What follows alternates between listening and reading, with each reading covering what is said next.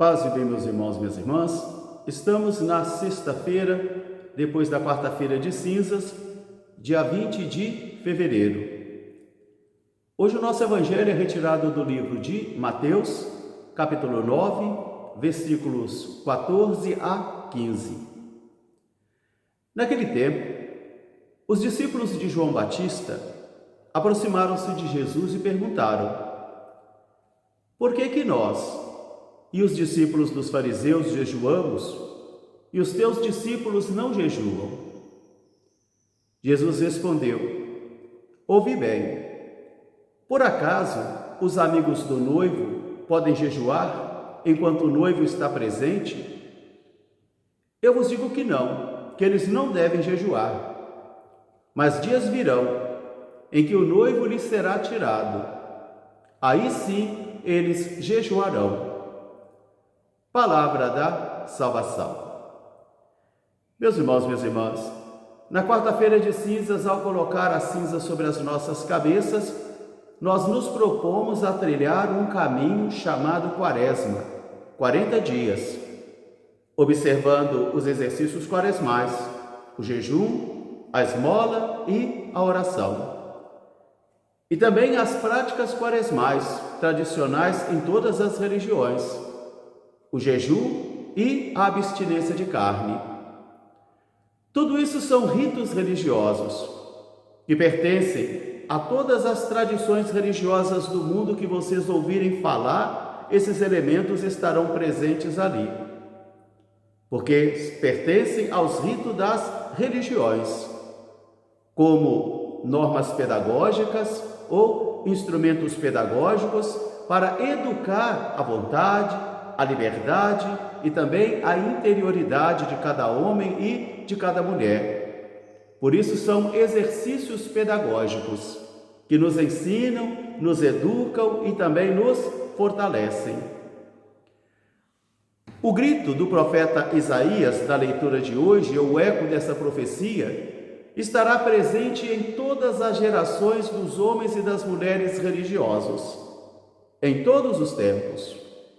Porque é uma acusação de uma religião entendida somente como um teatro, de uma religião feita de ritos externos, mas que carece de interioridade, de profundidade.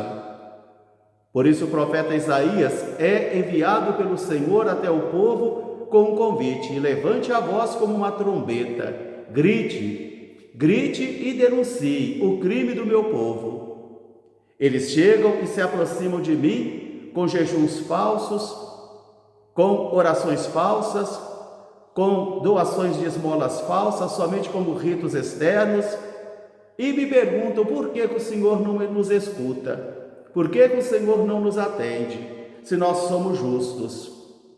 E o profeta vai dizer: mas será este o jejum que eu quero e que me agrada? Meus irmãos, minhas irmãs, durante alguns tempos agora, muita gente pensa que Jesus aboliu esses exercícios quaresmais, que Jesus aboliu o jejum, que Jesus aboliu a oração, que Jesus aboliu também a esmola, e que só basta somente alguns atos de misericórdia, como dar comida aos pobres, acolher os peregrinos. Isso aí deve ser praticado também, mas isso não elimina o restante. Porque às vezes nós produzimos uma fé muito seletiva. Isso aí eu quero, isso aí me agrada, isso aí me contenta. Agora essas coisas que não me agradam, isso eu não quero. Então aí o evangelho fica deturpado. Por isso hoje a grande acusação do profeta Isaías nessa profecia de hoje, que será um eco presente em todas as gerações, é a acusação de uma religião teatro, de uma religião instrumentalizada somente pelos ritos externos, mas que não trazem interioridade. Tanto que o profeta vai dizer: mas o meu povo diz, nós jejuamos e o Senhor não nos considera, nós damos esmola e o Senhor não nos considera. E o Senhor vai dizer: é que quando vocês jejuam, vocês criam litígios, agressões violentas, brigas, vocês deturpam, vocês roubam, vocês oprimem. Então aí o Senhor vai dizer: não é este o jejum que eu quero. O jejum que eu quero é a misericórdia. O jejum que eu quero é a acolhida, é a solidariedade. Agora, isso não significa que está abolindo também o jejum, a esmola e a oração. Uma coisa completa a outra. Uma coisa nos educa, uma coisa nos fortalece interiormente e a outra dá credibilidade à fé que nós professamos. Por isso as duas coisas são importantes. É assim que nós vamos entender então o espírito do Evangelho de hoje. Porque os discípulos de João Batista se aproximam de Jesus também com essa pergunta. Meus irmãos, minhas irmãs, à época deles, o jejum era tido como um luto. O jejum era um elemento para o luto, era um elemento para a desolação do coração e também era um elemento penitencial para poder chamar, invocar a vinda do Salvador, a vinda do Libertador. Agora Jesus que realiza a profecia do Pai, porque Jesus é o noivo da ceia. Agora Jesus que está presente junto com seus discípulos, e Jesus vai dizer: quando o noivo está presente, não há motivo para jejuar. Não há motivo para jejuar agora, porque o noivo está presente, que é Jesus, e os discípulos estão na presença de Jesus. Então já não há mais motivo para jejuar. Os discípulos de João e os discípulos dos fariseus jejuavam.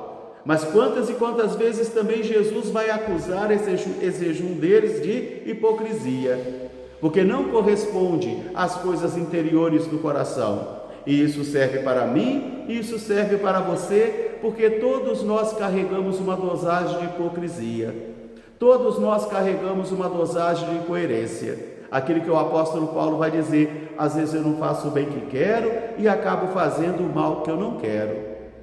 Por isso a quaresma é esse tempo de peregrinação interior, uma peregrinação pelo coração, onde cada homem e cada mulher é chamado a peregrinar na sua alma, no seu coração e na sua vida, para poder exorcizar toda a força de mal que foi aninhada, ou que criou raízes em nossas vidas.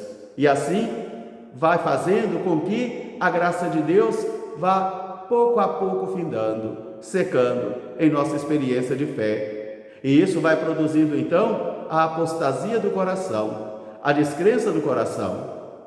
Então agora Jesus vai dizer aos discípulos de João e aos discípulos dos fariseus: enquanto o noivo está presente, os amigos não devem jejuar, mas dias virão em que o noivo lhes será tirado, aí sim eles jejuarão.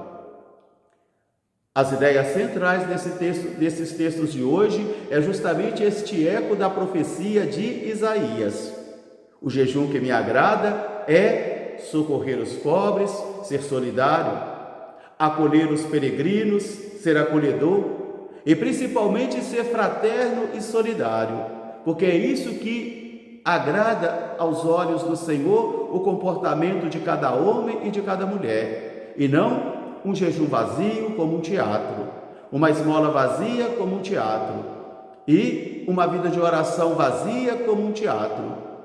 Muitas vezes eu tenho dito para vocês que a oração que não passa do teto da casa e nem do teto da igreja. Jesus também dizia da esmola: não toque a trombeta, porque muitas vezes nós queremos ter somente uma atitude de políticos, queremos fazer nossas obras de misericórdia, nossas esmolas, mas tocando a trombeta somente para sermos vistos, gravando no celular, colocando isso na internet somente para que as pessoas vejam que nós estamos sendo bons. Ou então, Jesus vai também dizer sobre a oração: não multipliqueis palavras, não sejais como os hipócritas, que multiplicam palavras e gritam, achando que Deus é surdo ou que vai ouvir a eles por excesso de palavras. E Jesus vai dizer: não. A quaresma é um tempo para que eu e você exorcizemos a nossa vida, não a vida do outro. Que nós nos preocupemos com a nossa vida e não com a vida do outro. Por isso, peçamos ao Senhor a graça da conversão do coração nesse tempo quaresmal. Grande e magnífico Deus e meu Senhor Jesus Cristo, iluminai as trevas do meu coração, dá-me fé reta, esperança certa, caridade perfeita, sentido e conhecimento, Senhor, para que eu cumpra com tu santo e veraz mandamento. Amém. Será com o Pai São Francisco, rogai por nós, paz e bem.